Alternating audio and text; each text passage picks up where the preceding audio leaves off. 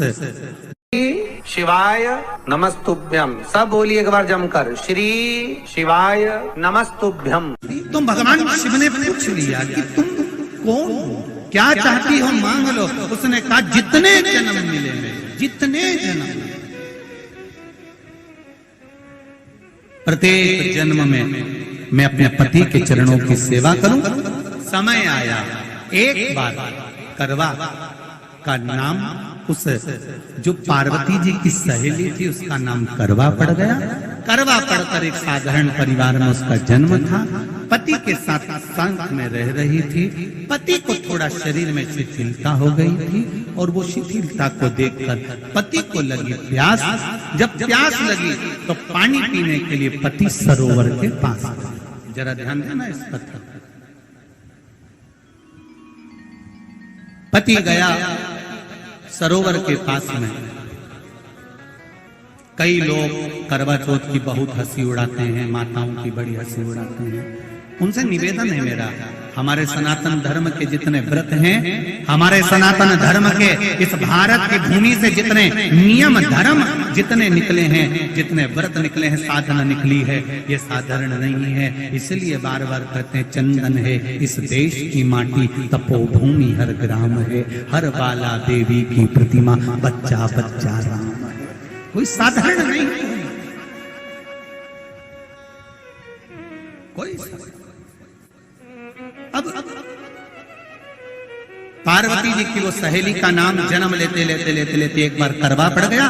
पति थोड़ा सा शिथिल था, शरीर में थोड़ा रोग हो गया था। पानी पीने के लिए सरोवर पर गया। सरोवर में जैसे पानी पीने के लिए गया, एक मगर ने उस पति का पांव पकड़ लिया। बहुत ध्यान दीजिए, हनुमान जी की सेवा करने से राम जी मिल जाते हैं। ध्यान देना। करवा पार्वती जी की सखी थी, जन्म लिया मृत्यु लोक में, नाम करवा पड़ गया। करवा चतुर्थी का व्रत करने से अखंड सौभाग्य हो जाता है। मात्र पार्वती जी की सहेली का व्रत।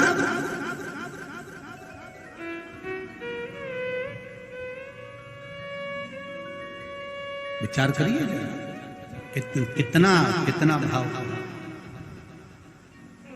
ये सेवा का प्रमाण है।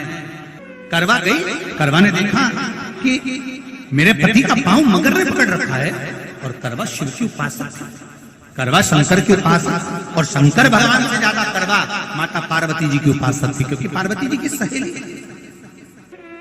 पति का पांव खींच कर मगर पानी में लेकर जा रहा था। करवा आराधना में लगी हुई थी। करवा ने मिट्टी का एक गोल भाग ही बनाया था, जिस पर पार्वती जी का जो नीचे का पीठी का होती है उस पर शिवलिंग रखा था। केवल नीचे का भाग का निर्माण ही करा था, और करवा के कानों में शब्द पड़ गया।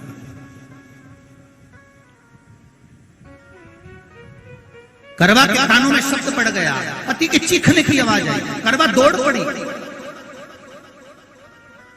ये तो अब हर हर महादेव श्री शिव कैलेंडर में छपा हुआ करवा चौथ का फोटो आने लगा। नहीं तो पहले नियम था, दीवार पर बनाई जाती थी, आप सबका स्वागत है, और वहां पूजन करी जाती थी। कई माताएं जानती होगी यहाँ पर आज भी, पहले दीवार पर बनती थी, पूरा परिवार की सौभाग्यवती नारियां वहां आकर पूजन करती थी एक जगह, फिर बाद में छत पर जाकर करवे का अर्घ दिया करती थी। ये नियम था। अब तो बना बनाया कागज आ जाता, उसको चिपका दो, पूजन कर लो, वो अलग प्रमाण। पर यहाँ करवा मट्टी का भाग का लेपन कर रही थी, और लेपन करते करते बस उस समय पर पति की आवाज आई, छोड़ा। करवा भागी, और शिव आराधना में लगी हुई करवा, पार्वती की आराधना में लगी हुई करवा भाग कर गई। पति को देखा तो मगर खींच कर ले जा रहा था। करवा ने अपना चीर फाड़ कर मगर की पूंछ को पकड़कर खींचा, और कितना सात्विकता में बल होगा, जरा विचार करना कि मगर को खींच कर वृक्ष के नीचे ले गई, और वृक्ष के नीचे नहीं जा पाई तो वहीं पर घाट के ऊपर घास कांस लगी हुई थी। इसलिए आज भी करवा चौथ के व्रत में आपने देखा होगा कुछ सलाखें, कुछ घास, कुछ कांस आपको मिल जाते हैं। उससे एक कांस से, मात्र एक घास, एक कांस से उसने उस मगर को बांध दिया। मगर हिल नहीं पाया। यम के दूत आ गए इसके पति को मौत के ग्रास ले जाने के लिए। यम के दूत। करवा ने पूछा तुम कौन हो, कैसे आना हुआ? यमदूत कहते हैं तुम्हारे पति का आज अंतिम दिन है, अंतिम समय, अंतिम पल है, ये मरेगा। करवा कहती अगर मारना है तो इस मगर को मारो जिसने मेरे पति का पांव पकड़ रखा है। प्राण छोड़ना है तो इस मगर के छोड़िए, मेरे पति के तो प्राण आप ले जा नहीं सकते। करवा हम अपने नियम को नहीं बदल सकते। तेरे पति की अंतिम सांसें हैं, वो मरेगा। मगर को अभी नहीं मरना है, मगर अभी कम से कम 9 महीना और जीवित रहेगा। इसका हमारे पास लेख है। करवा कहती है ऐसा हो। यमदूत खड़े हैं, ले जाने दे नहीं रही। क्रोध आ गया करवा को, हाथ में जल उठाया।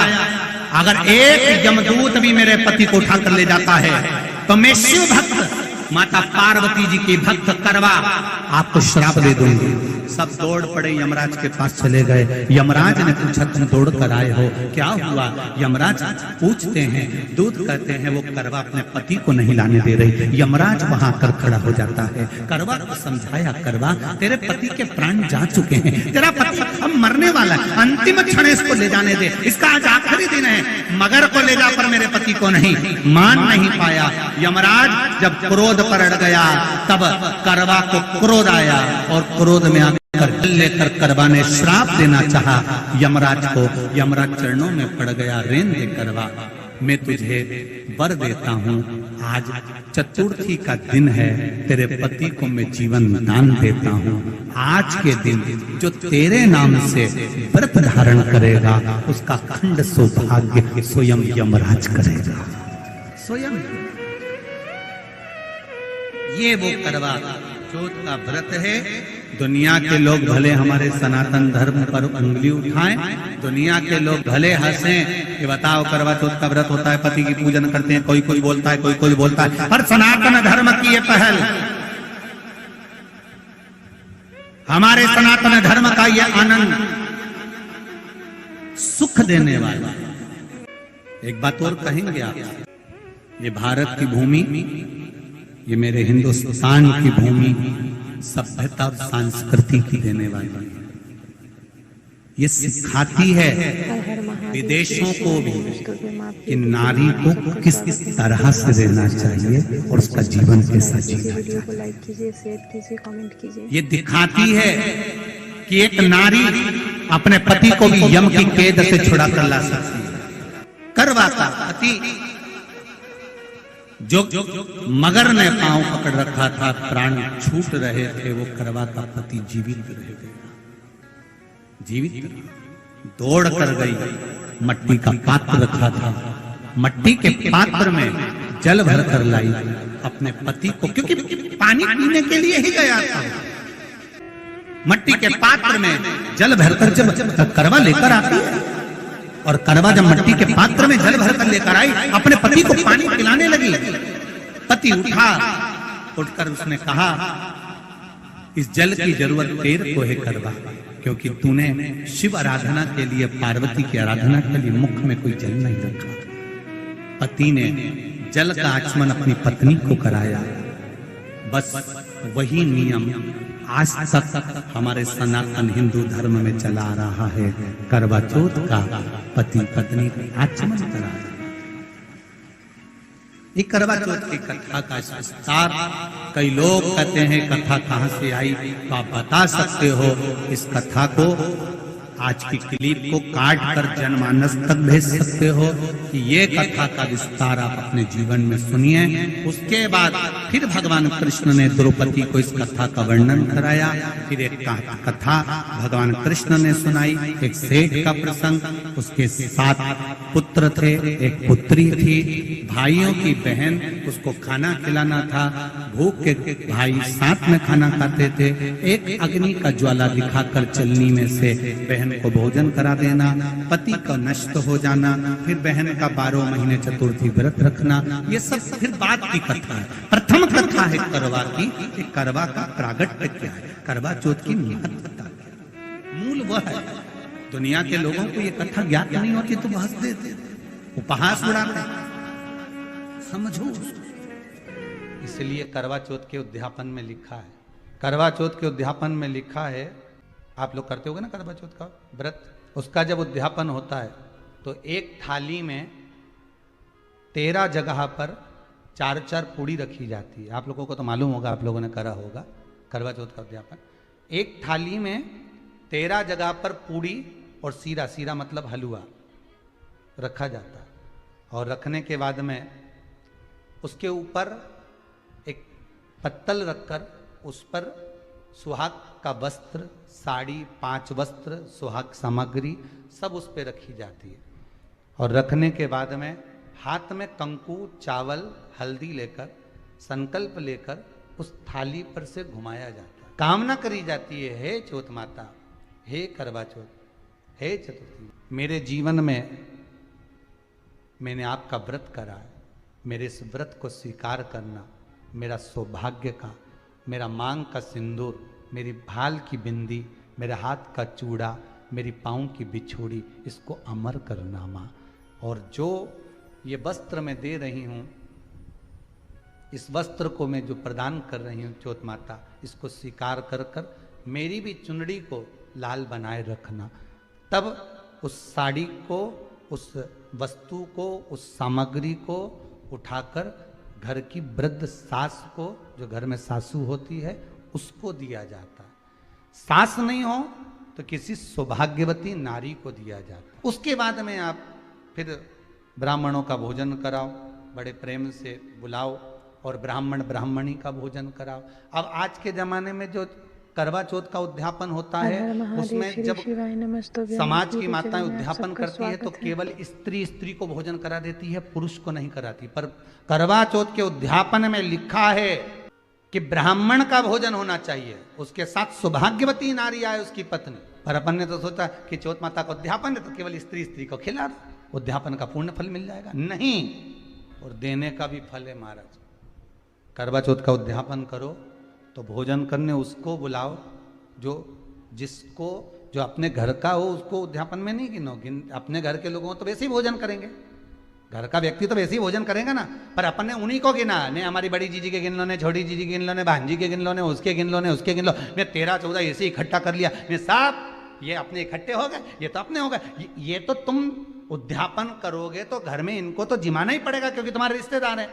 दूसरे को जिमा कर जब हम दान देते हैं, दान उसको लगता है जो दूसरे को दिया गया। कई लोग कहते हैं हमने बहन बेटी के दे दिया, तो बहन बेटी क्या दान लेती है? किस पुराण में लिखा है कि बहन बेटी दान लेती है?